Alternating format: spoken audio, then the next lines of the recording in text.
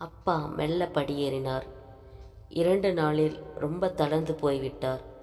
மகன் மகள் என்று 2 பேரின் வாழ்க்கையும் அவருக்கு மனசோர்வை தந்துவிட்டது. மன அமைதியை இழப்பதே நோய்க்கு காரணம். மனதுக்குள் போட்டு புழங்குவதே அனைத்து நோய்களுக்கும் காரணம். கொட்டிவிடு எல்லாவற்றையும் என்பார் அப்பா. மனிதர்களுக்கு உன் குறையை கேட்க நேரமில்லை. கேட்பவர்களும் உன்னைத்தான் ஏளனம் செய்வார்கள். எனவே கடவுளிடம் மௌனமாய் பிரேயர் செய். பிரேயர் என்பது மகத்தான சக்தி வாய்ந்தது என்பார் அப்பா. 2 நாளாக அப்பார்ட்மெண்ட்டில் உள்ள விநாயகர் கோயில் முன் போய் அமர்ந்து விடுவார். அவரையே பார்த்தபடி இருப்பார். இன்று காலையில் அண்ணாவிடம், கண்ணா, நான் சந்தியா அப்பாவை பார்க்க முடியுமா என்று கேட்டார். இதென்ன கேள்விப்பா? அண்ணா உடனே சந்தியா அப்பா பரசுவிடம் பேச அவர் நேரில் வருகிறேன் என்றார். அப்பா இங்கு வேண்டாம் என்று மறுத்துவிட்டார். பரசுவின் வீட்டில் சந்திக்க ஏற்பாடானது. அப்பாவிடம் எல்லோருக்கும் மரியாதை அதிகம். பசுபதி என்றால் சொந்தங்கள் அனைவருக்கும் பிடிக்கும். நேர்மையானவர், கோபப்பட மாட்டார். எல்லோருக்கும் தன்னால் முடிந்த உதவிகளை செய்வார். அவரை யாராலும் மனது புண்படும்படி பேசினால் புன்னகையுடன் நகர்ந்து விடுவார். நீ பேசி நான் பேசி வீண் விவாதம்தான் வளரும். மனது குமுறலை பகவானிடம் சொல், அவர் உன் மனசை சரி செய்வார் எனும் அப்பா பிரபஞ்ச சக்தி என்பதை மட்டும் நம்புவார். ஒரு எல்லையற்ற ஜோதி உள்ளது. அதன் வடிவம்தான் எல்லா தெய்வங்களும். அதை நம்பு. எல்லா மந்திரங்கள் சொல்லு. கோயிலுக்கு போ. அங்கு நிறைந்திருக்கும் எல்லையற்ற வீரியமுள்ள சக்தியை நம்பு என்பார். கோயிலுக்கு நன்கொடைகள் அன்னதானம் செய்ய பணம் தருவார். கோயில் கட்ட கும்பாபிஷேகம் செய்ய தாராளமாக பணம் தருவார். ஆனால் கோவிலே கதி என்று கிடக்க மாட்டார். ஆதரவற்றோர் முதியோர்களுக்கு உதவிடுவார். நாம செய்கிற எல்லாமே இறைவனுக்கான ஆராதனை தான். இறைவன் எங்கிருக்காருன்னு நினைக்கிற? இப்படி திக்கச்சவர்களுக்கு உதவுற மனிதர்கிட்ட தான். அவர் வீட்டில் இறைவன் நிறைஞ்சு இருப்பான். இருக்கான்னு எப்படி சொல்கிறீங்க? வீடு முழுக்க ஒரு ஊதுவத்தி மனம். பூ போடலைனாலும் வாசம் இருக்கும். சின்ன பட்டாம்பூச்சி வந்து அலைஞ்சிட்டு போகும்.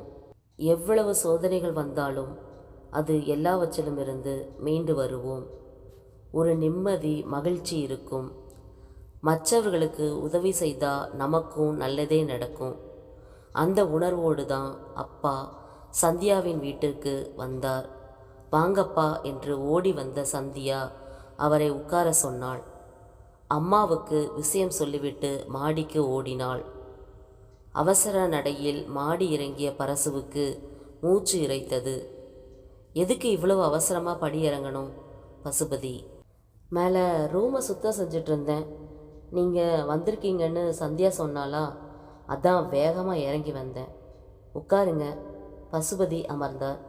அவருக்கு சந்தியா காப்பி கொண்டு வரும்போது அண்ணா வந்து விட்டான். அவனும் கூட உட்கார்ந்தான். அப்பா விவரங்கள் கேட்டார். பரசுவின் பிஸ்னஸ் பார்ட்னர் மூர்த்தி என்று அறிந்ததும் சிறிது அதிர்ச்சியாக இருந்தது. மூர்த்தி தினேஷின் தந்தை. அவர் ஏமாற்றியிருக்கிறார் என்று தெரிந்தால் தான் யார் பக்கம் நிற்பது என்று குழம்பினார் அப்பா. ஆனால் கணக்குகளை பார்க்கும்போது அவர் நிறைய தெல்லுமுள்ளு செய்திருக்கிறார் என்று தெரிய பேச முடியாமல் அமர்ந்து விட்டார். என் பார்ட்னர் மூர்த்தி தான் சரக்கு ஆர்டர் செய்து வரும் காட்டன் பண்டல்களை வாடிக்கையாளருக்கு அனுப்புகிற இன்சார்ஜ்.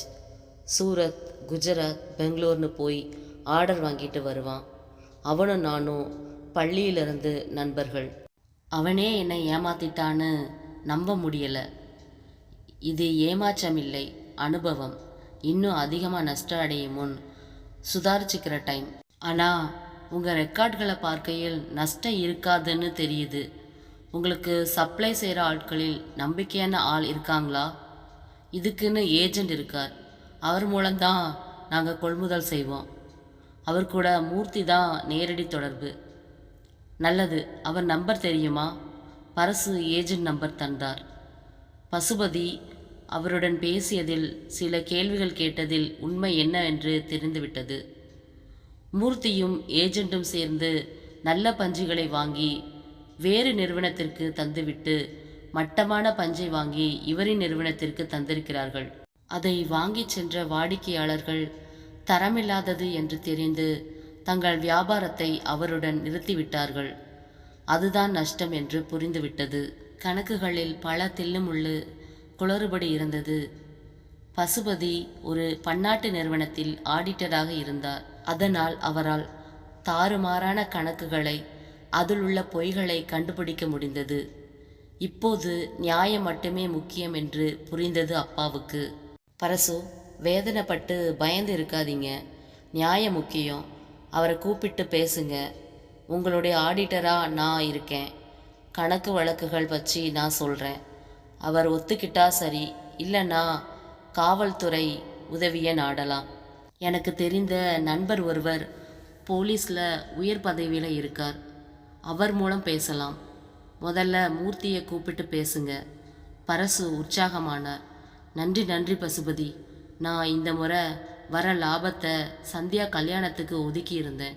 இப்படி நஷ்டக்கணக்கு காட்டுறானே, எப்படி மீண்டு வந்து கல்யாணத்தை நடத்த போறேன்னு பயந்தேன். பயமே வேண்டாம். நாம் நேர்மையாக இருந்தால் எல்லாமே நல்லதாக நடக்கும். ஆடம்பரமாக செஞ்சாதான் கல்யாணம்னு இல்லை. வீட்டில் மஞ்சள் கயிறு கட்டினா கூட அது திருமணம். நாங்கள் விரும்புகிறது பணக்கார பொண்ணு இல்லை, நல்ல குணம் உள்ள பொண்ணை. திருமணம் மூலம் இரு குடும்பங்கள் இணையணுமே தவிர குடும்பம் பிரியக்கூடாது. சந்தியா எங்கள் வீட்டு பெண். அவள் குடும்பத்துக்கு ஒரு துன்பம்னா அதை தீர்க்க வேண்டியது எங்கள் கடமை. நீங்கள் கவலைப்படாதீங்க, நான் இருக்கேன். மூர்த்தி ஏமாத்தின பணத்தை வாங்கி தர வேண்டியது என் பொறுப்பு. எனக்கு எப்படி நன்றி சொல்லதுனே தெரியல. பரசு அப்பாவின் கைகளை பிடித்து கொண்டார்.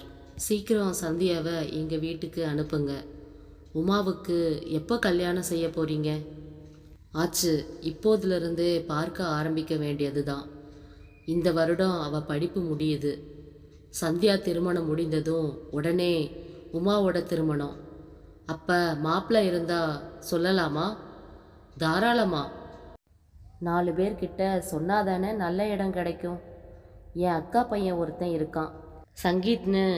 எம்எஸ் முடிச்சுட்டு இங்கே குளோபல் ஹாஸ்பிட்டலில் இருக்கான். நம்ம உமாவை பார்க்கலான்னு சந்தியா விருப்பப்படுறா. பார்க்கலாமா? சந்தியாவுக்கு உரிமை இருக்கே. அண்ணிங்கிறவ தாய்க்கு சமம். சந்தியா பார்த்தா நல்லா தான் இருக்கும். ஆனால் பெரிய இடமா இருக்கும் போல இருக்கே. அப்பா தயங்கினார். அவங்க பெரிய இடம்தான், மனசில் அன்பை தவிர வேற எதுவும் நெஞ்சில் இல்லாதவங்க. சுமித்ரா என் பெரியம்மா பொண்ணு. நீங்கள் அவங்களோட பேசுனா புரியும். நாங்கள் ஜாதகம் பார்க்குற வழக்கம் இல்லை. குலதெய்வம் கோயிலில் வாக்கு கேட்குறது தான்.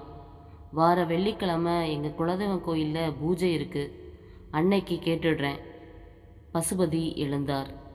அதுக்கு முன்னாடி உமாவுக்கும் சங்கீத்துக்கும் பிடிச்சிருக்கான்னு கேட்டுடலாம். அவங்க மனசில் காதல் ஏதாவது இருந்தா? பசுபதி ஒரு தீர்மானத்துடன் கிளம்பினார்.